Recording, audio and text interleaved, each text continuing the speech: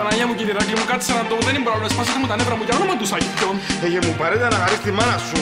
Κύριε Ηράκλη μου, έδειξα σας 100 φορές πώς να περπατώ και ακόμα δεν έκαμε ούτε ένα βήμα. Μα γίνεται το πράγμα. Ρε, εσύ σούσεσαι και διείζεσαι, σαν της αγγλιάς στο φίλο. Μα που τα μάτια φαίνεται πως αγαπάς τώρα. Αγαπώ, αλλά άμα συνεχίσετε έτσι δεν ήξερα να μου να γίνει.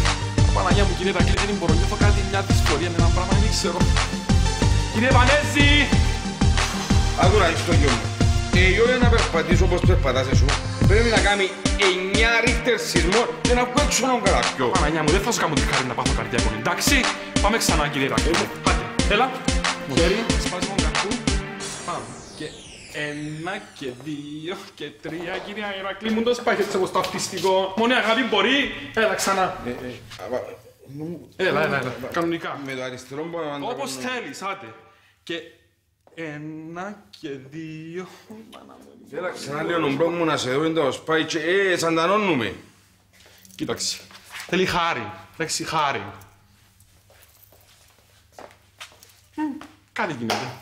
Έχουμε πολλές ώρες όμως. Δοκίμασε να δούμε. Και 1 και 2.